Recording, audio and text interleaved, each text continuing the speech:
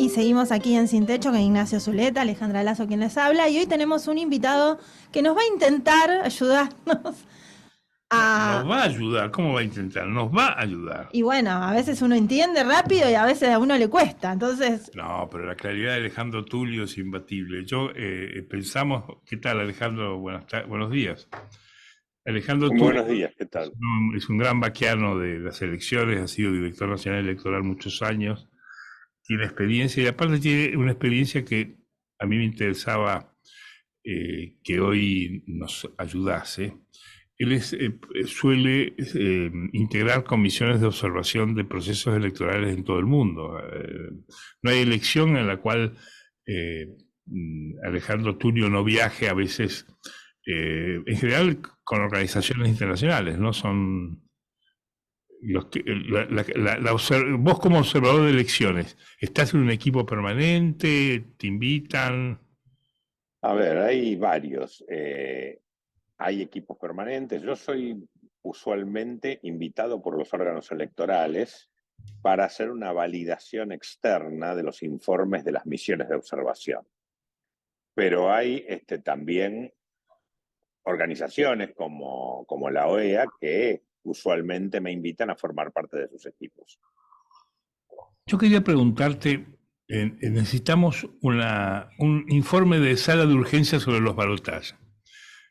¿Qué mito y qué realidad es sobre los procesos de balotaje y qué pensás que nos puede servir para entender lo que viene en la Argentina?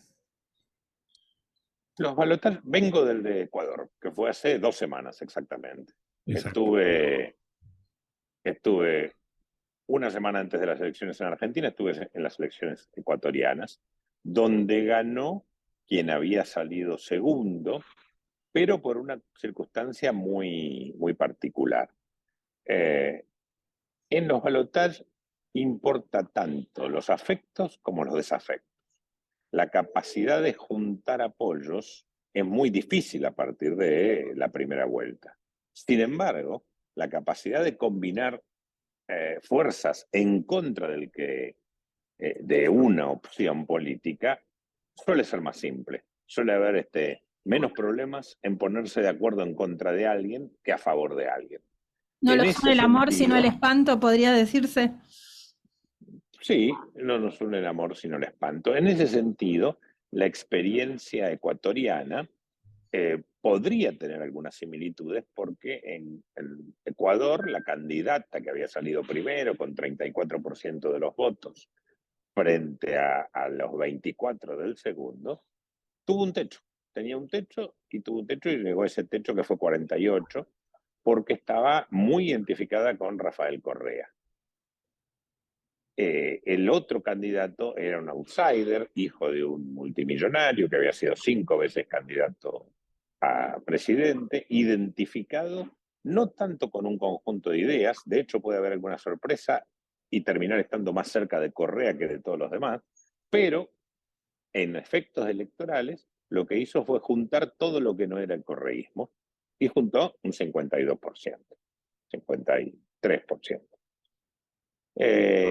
Si se puede o no se puede dar una analogía en nuestro caso, yo lo veo difícil, primero porque Massa no es el que más expresa el kirchnerismo, tal vez es el que menos lo expresa en el elenco gobernante. En segundo lugar, no parecería que la, la capacidad, la humildad, la buena disposición que tuvo Noboa durante toda la campaña electoral con todos los espacios políticos permitió que se construyeran puentes y no muros. Milei se sentó arriba de un muro, construyó un muro, se sentó arriba de un muro, hasta donde le dio a la altura de sus ladrillos fue la altura de la primera vuelta y de la segunda, prácticamente ni siquiera mantuvo la distribución original, porque aumentaron 3,5 millones la participación electoral, los votos, la reconversión de los votos por terceros o votos en blanco, y él tuvo él subió un poquitito de eso, no llegó al 30% siquiera, estuvo por debajo del 20% de ese aumento de la participación. O sea que se puede presumir que la tendencia, la piscina, la pecera donde pesca, cada vez tiene menos agua. Ahora, tu Por su observación, propia sí. impronta. Ahora, tu observación sobre la representación o no de Massa del llamado kirchnerismo, lo estás diciendo, me imagino, porque vos ves que la dialéctica que está imponiendo la oposición va a ser insistir en el antikirchnerismo. Bueno, yo creo que el problema más grave que tuvo Bullrich es que le ganó a quien visceralmente quería ganarle, que es a Horacio, y a la forma de construcción que proponía Horacio, y no propuso una forma de construcción alternativa, sino que propuso un antagonismo alternativo. Y las posiciones se logran a través de antagonismos, pero las construcciones se hacen a partir de propuestas, de formulaciones propositivas. El antikirchnerismo sirvió para Macri, porque fue el primero que le ganó, pero después perdió. Entonces, esa construcción tenía un límite. No debían abandonar el antikirchnerismo si querían, pero no podían quedarse en el antikirchnerismo. Creo que además Massa significa una,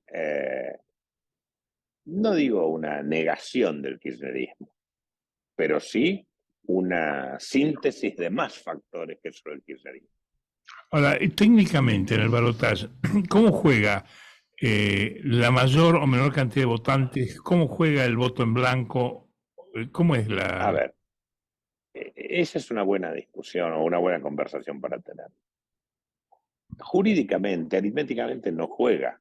Lo que pasa que lo que se está discutiendo sin decir en los medios y en muchos círculos y en Twitter mismo, es que parecería que todos los que no votaron a Massa tendrían que votar a Milei. Entonces, como que todos los que no votaron a Massa se tendrían que dividir entre voto en blanco o Milei. Y entonces, si no vota Milei, vota Massa. No es así. Precisamente la forma de hacer campaña de Milei impide eso que en otros países funciona de esa manera. No ganó el más moderado de los opositores. Ganó ni siquiera un opositor, sino alguien con una agenda distinta de todos los demás. Por lo tanto, no se puede atribuir automáticamente que aquel que no vota Massa vota a Milei. Por eso, los que dicen el que vota en blanco lo está favoreciendo a Massa, es una falacia. El que vota en blanco no quiere optar por ninguno de los dos, por las cosas que fueren. Por supuesto que como Massa tiene una cantidad de entrada más, tiene 6 puntos más que Milei de entrada, bueno, por supuesto que si todos los que no votaron ni a Massa ni a Milei votaron en blanco, dejan las cosas como están. Pero no va a ocurrir eso. Un porcentaje... El voto en blanco no juega. Acá no hay fórmulas aritméticas, acá no hay pisos a los que llegar, ni techos a los que superar. Acá se gana por un voto. Entonces, es simplemente dejar de hostigar a los que todavía no decidieron. Hay 19 días de campaña. Yo no sé por qué parecería que todas las decisiones se tienen que tomar en estos días, o peor, con la ilusión de que las decisiones de las cúpulas tienen pregnancia en la gente. Y yo creo que cada vez más la gente toma control de su propio voto. Bueno, lo que estás diciendo como una observación de época lo refuerza la naturaleza misma del sistema, en donde, no sé, yo creo que coincidirás que la acción de los dirigentes y los partidos en la PASO tiene un rol más importante que el que tiene en la primera vuelta y mucho menos que en la segunda vuelta, donde hay una situación Efectivamente, porque los que querían a Massa ya lo votaron. Y los que querían de una u otra manera, querían a Bullrich ya la votaron, y los que querían a Milei ya lo votaron. Ahora se trata del mal menor. Y en el mal menor, en una elección entre otros candidatos, candidatos más tradicionales, entiendo yo que seguramente el que genera más aversión política, más aversión programática, si se quiere, en este caso podría ser Massa, la tendría más difícil.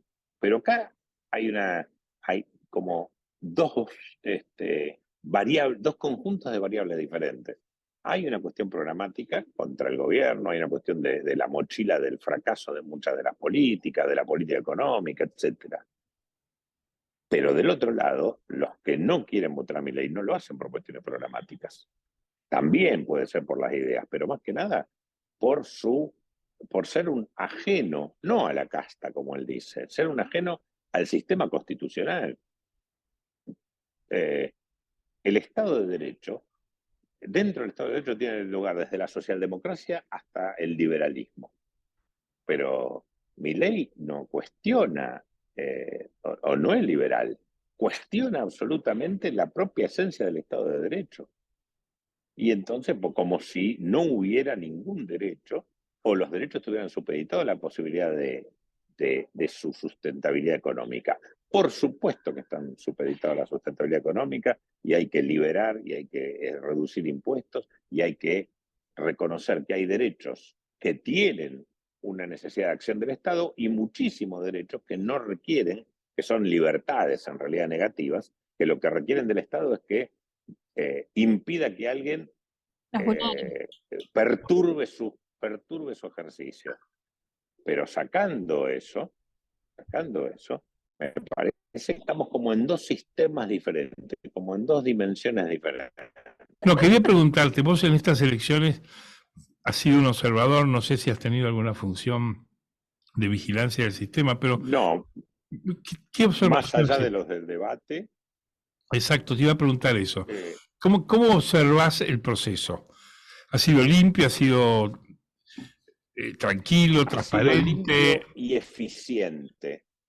Ha sido limpio y eficiente. Yo creo que hubo un gran mérito de la justicia electoral que se pudo mostrar más que otras veces, gracias a la gran capacidad organizativa del debate, como entidad rectora y como entidad organizadora de parte del comicio, y también una buena función con bajo perfil, pero es una decisión que han adoptado de política electoral, pero con eficiente gestión de la Dirección Nacional Electoral, que desde marzo se viene reuniendo con los partidos, creando un clima que impidiera que los chisporroteos retóricos de la campaña impactaran sobre las gestiones organizativas. Haber participado la gente de Milei y todo el resto en los aspectos preparatorios de la elección bajan la tradicional catarata de denuncias de cuestiones menores, totalmente insignificantes, pero que individualmente tomadas parecen escandalosas. Telegramas que están mal hechos, votos que están mal atribuidos, todas cuestiones que la ley las tiene previstas desde hace 100 años y que se dirimen en el escrutinio definitivo, pero que por suerte no fue necesario que las autoridades tuvieran que salir a explicarla, como me tocaba a mí en otras ocasiones, sino que los propios partidos tratan de calmar a sus partidarios y llamar a la cordura, porque la elección fue justa, limpia, transparente, regular y veloz. Los resultados veloces. Vos muchas veces me has escuchado, lo hemos hablado, que entre certeza y celeridad hay que estar con la certeza, pero en tiempo de las redes sociales y de la hipercomunicación, no tener noticias es irregular. Si nos enteramos de todo inmediatamente lo que está pasando, te transmiten, desde Estocolmo te operan un ojo en Lanús, ¿cómo no vamos a saber rápido los resultados? Bueno, este domingo a las 9:15 de la noche teníamos 75% de los resultados computados, incluyendo gran parte de la provincia de Buenos Aires. Eso también trae tranquilidad. Sí, yo me sorprendí supuesto, que 11:30 uno ya podía ponerse a ver una estaba película. terminado. Estaba terminado. Cosa, Sí. antes uno Terminado. llegaba a las 3, 4 de la mañana sin poder esperando cerrar. la mesa de Necochea. No, sin poder. Sin datos significativos. Bueno, esta vez estaban significativos a las 10 de la noche. Y eso no es casual, es fruto de la tecnología, por supuesto, pero también de la organización. No hay que olvidar que son 108.000 mesas que se contaron en ese tiempo. Y ahora ya se está desarrollando, a partir de ayer en algunos casos, a partir de hoy en otros, el escrutinio definitivo en cada una de las sedes judiciales, en las capitales de provincia y acá en la ciudad de Buenos Aires, donde se dirimen las cosas que quedaron indefinidas. Tenemos el 25 de mayo una diferencia mínima, en La Plata una diferencia pequeña, en muchos, muchos lugares. Los que perdieron, perdieron por poco. En muchos sitios no lo discuten, pero la oportunidad de discutirlo y defender la regularidad de las elecciones se está dando en este momento en cada una de las capitales de provincia, en las juntas electorales nacionales. Quiero hacerte una pregunta final, para el tiempo se nos va. Vos tenés funciones en la comisión del debate. Yo, digamos, soy uno de los miembros de la comisión asesora académica. Va a haber 2 debates. Uno. Va a haber uno más. Va a haber uno ¿Cuándo el es? día ¿Por qué no nos 12, explicás? 7 días, el domingo previo a la elección. ¿Dónde va a ser?